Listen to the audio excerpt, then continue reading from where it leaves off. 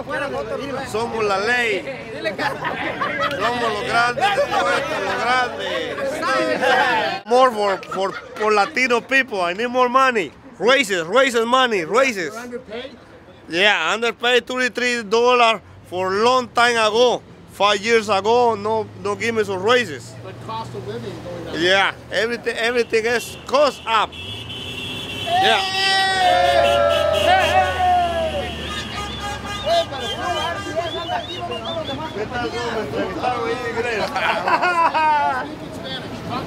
En español, ok. Venimos a hacer strike aquí porque hace más de 10 años que no nos aumentan dinero. Necesitamos agarrar más dinero para nuestra familia porque todo está más caro, todo está subiendo. La Unión está agarrando todo el dinero para ellos y para nosotros ¿qué? Para nosotros nada. And talk about what it's like trying to survive in the Bay Area. Yeah, everything está todo caro. Tenemos que pelear nuestros derechos. Mire cómo estamos retratados hoy. So I'm gonna stand out here with you because you guys need some real muscles. You guys are holding down hard enough, so we're gonna be down here. Electrician, here to stand in solidarity with the ironworkers for their wages. Oh, my name is Jerry Kabala, ironworker, local 377, and we're out here protesting at the Trans-Bay Terminal building. We, our main protest is for the way that the ballot and the vote was taking place. On the ballot, there's tons of ambiguous language. They don't put everything that's on the new contract on the ballot for people to vote on. That's one thing.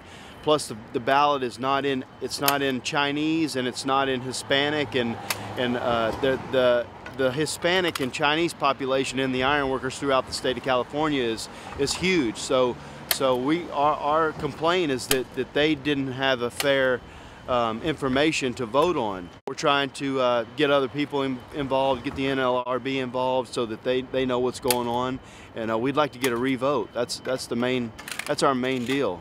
You know, we don't have a fair wage. We haven't had a fair wage in over 10 years here or anywhere in California, but mainly here in the Bay Area. The cost of living increase has gone up tremendously, and we've had nothing to keep up with the cost of living.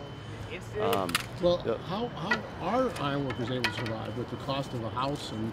Well, what they do is, most people.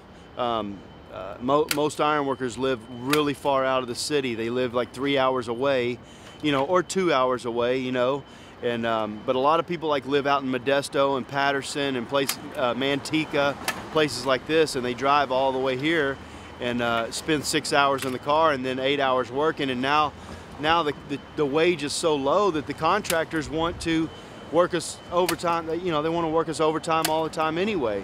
So then they add the overtime on top of that. People aren't with their families, they're not with their kids, and it's just they just keep taking, they just keep taking from us. Well, they're making money. I mean, it's a billion-dollar project right here. Yeah. It seems like there's a lot of money coming. Oh, absolutely, absolutely. They're we've done our own homework as far as our the demographics and what the cost of living is here, cost of living increase. Another major problem in our deal is that we bargain collectively with all of the state of California. So we have about 2,000 members here in San Francisco, about 1,800 members over in Oakland, and about 4,000 members in Los Angeles. But out in Fresno, they have about 200 or 300 members. Up in Sacramento, they have about 800 members, and in San Diego, about the same amount as Sacramento, I believe. But they get the same vote. They get the same amount of votes that we do at the bargaining tables. So, that should be like an electoral college, just like the presidential election in the United States. It should be, if they have so many members, they only get so many votes. Well, the fact is that out in Fresno, they're living like kings on our wage, and here in the Bay Area, we're starving. And what about other trades? I mean, electricians, have they fallen behind as well? Or no, they're really keeping up with the cost of cost of living increase. They're able to bargain solely on their own right here in San Francisco. So that's why, and that's what our leaders, that's their complaint. You can't base our pay on other people's other crafts pay because they bargain right here in San Francisco, and that's exactly what we want to do. We're trying to separate from this district council. We think there's a lot of corruption going on. We missed the no vote for our new contract by 400 votes, and everybody that I've ever talked to across the whole state, apparently 433 Los Angeles is the one who got those 400 votes to beat us out, and everyone that I've talked to has voted no on the contract. So we don't know what's going on, but we want some investigation. We want somebody to look into it. Now you're saying there was a reopener, so you could bargain on a congestion. So there is the basis of... It is not a reopener to the whole contract, but it is a reopener. They did say they would re-meet with us right here in San Francisco for our congestion fee. We've had congestion fee for quite a few years, and this is a way that allows them to actually, give us more money separate from the rest of the district council. So it's not really a reopener to the contract, but we believe we have valid points as far as the civil rights with the not having the contract or the ballot in Hispanic and Chinese. That's a valid point, to get a revote. Is there a lot of congestion? Oh, yeah. I mean, gosh, San Francisco, it's tons. It's like I say, that adds to the amount of the time it takes people to commute into the city, and get home, because they've diluted our wage so much that you can't really live here. How far behind are the other trades, electricians and plumbers, for example?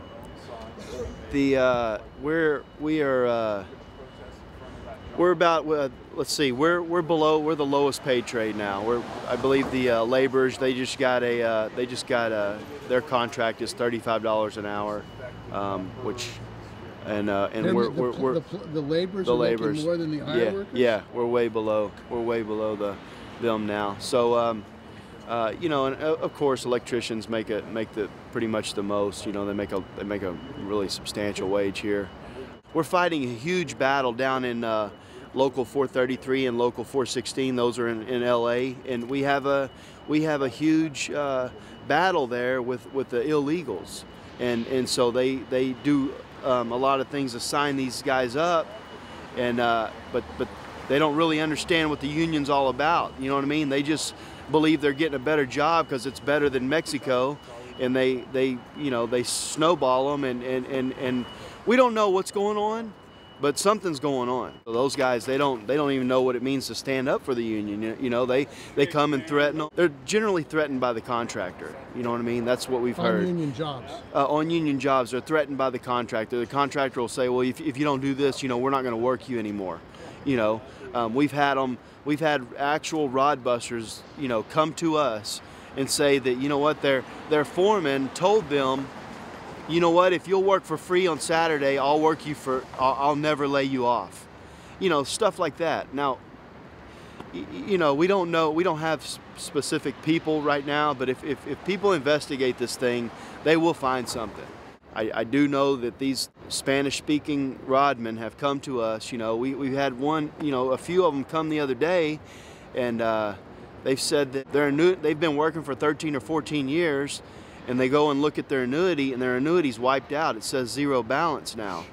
So we don't know if, we've been told that they're going to get it back, we've been told that there's record of it, but who's to say that those guys didn't work for 13, 14 years, and then they canceled out their annuity and kind of made them no iron worker at all, and then didn't even send them a ballot. We don't know. We don't know. So you don't trust the whole process? Yeah, we do not trust the process at all anymore. It's so diluted. You can't mount rank and file across a whole state. It's too big. So therefore, we have really no leverage to back ourselves. And that's what a union's all about. It's about the rank and file. And this job here, what is this job? This is the Trans-Bay Terminal job. It is a project labor agreement, but we understand that project labor agreements are agreements that are a different contract than our normal union agreement, and they state that you can't strike or wobble or anything like that, and it basically cuts the legs out from underneath the rank and file. And so it's our belief also that the Uber the uber rich are signing these contracts with our union leaders to be able to dilute and break down that which makes a union, you know, which is the rank and file. And how's the response been with other building trades workers and other We've had people they're leaving the job, you know, and they support us. The electricians are backing us, and some you know, the sheetrockers. Of course the carpenters went to work, but most other crafts are in support of us. They get it. They understand what you know, what ironworkers have been facing. Is this the first Wildcat you've been on? My first Wildcat, yeah. Yeah, and you know, it's taken a lot of work and a lot of time out of and a lot of money. You know what I mean? We've put a lot of effort into this, and you know, we don't know what the effects will be, but why? I mean, it's booming. Northern California is booming. Absolutely. There's so much money coming. Right. Why wouldn't the unions say we're going to get more money? Yeah. See, because they go, when they go to the bargaining tables, they can't, because, you know, like I say, we have all the work. Fresno and Sacramento, they don't. So they're afraid of you losing to non-union, you know, in those other areas, San Diego, you know. But the major metropolitan areas, we're not afraid of people coming in non-union. We've done our homework, we've done our legwork, you know, we've organized so that we won't let that happen. But these other areas, you know, they vote against us, because this package that we got is a raise to them. Whether you know, they've like I say, they've done a lot to take away from it. Job has 2 gates, and they sneak around and go to work. We've had our union leaders tell them to go around and go into a different gate. You know what I mean? So that's the kind of stuff where you know, I mean, of course they have a job to do also. You know what I mean? And they have to tell us to go to work because we are wildcatting. But you know what? I mean, tell us from your desk in the office. You don't have to come out here, you know. Let us stand up for what we believe in. Human rights? Yeah, rights? You know what I mean? Right, exactly. Worker rights. You know? Man, just a fair wage. That's all we care. That's all we care about, a fair wage, you know? You want to survive. Yeah, we want to survive. I mean, we have, you know, we have it now where apprentices don't want to become iron workers. You know, this job is too hard to throw a 40-pound tool belt on your back every day and go climb and, you know, and bust your ass, you know what I mean, and for peanuts. They don't want to do it. They can go make $56 an hour as an electrician, you know, and push a cart around. That's what we're battling here. You know, they don't understand that this is going to be a systemic problem. You know, no one's going to want to become an iron worker unless you're, like I say, unless you're from Mexico. You know, so that's the future of the trade you're talking about. Yeah, that's the fact right there. That's the future of the trade. It's just, you know, there's apprentices quitting because they don't want to, you know, they get a little taste of it, you know, they go on some jobs and they're like, screw this, you know what I mean? We're not, we're not doing this, you know, not when I can go be a laborer and make more money, or go be a, you know, it's crazy. It's just really, it's crazy. It makes you, it makes me not, you know, not want to continue also, you know. And I've been doing this 16 years, you know. I don't have the most amount of years in, but I've seen this over and over and over, and I've educated myself, and I've seen how things operate, and we're tired of it. We're just flat tired of it.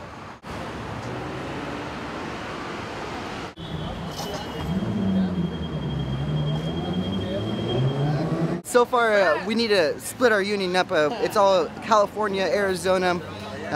Our union it's a huge area that it doesn't represent us fairly. In the Bay Area, we have to pay a lot more money for living here. The cost of wages doesn't equal how much we get paid. I mean, it's expensive to live here. We're one of the second lowest paid. It's going to be interesting, so we'll see where it goes. Hopefully it doesn't last too long, but we'll fight as long as we need to.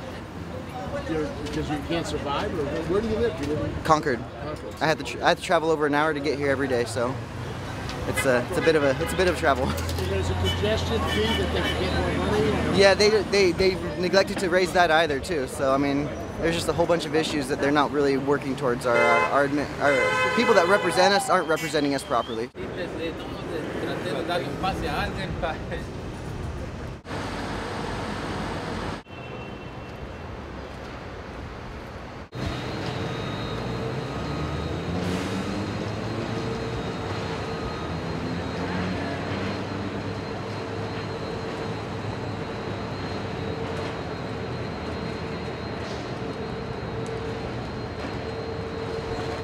that other job over here. But if you guys do not treat this like a rain out, okay? For you guys to get off, come off the job and go home and let these guys stay there, that's bullshit. Either go to work or join one of these protest lines, because they're standing up for the ironworkers. You guys want to be ironworkers? Get in a fucking line. You got more signs? I don't have any more signs, but just join the crowd. If y'all don't want to be in front of your guys' job, there's 2 other jobs. If you guys don't know what to do, just go to work. Simple as that, guys.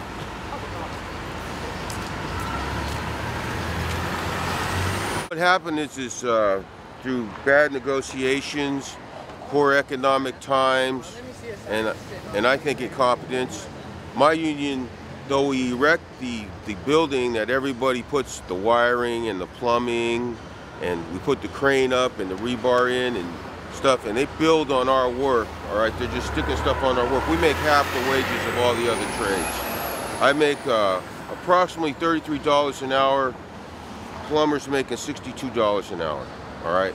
And the problem with it is, even though it seems like it's a lot of money, is I can't compete to live here. I can't afford to pay rent.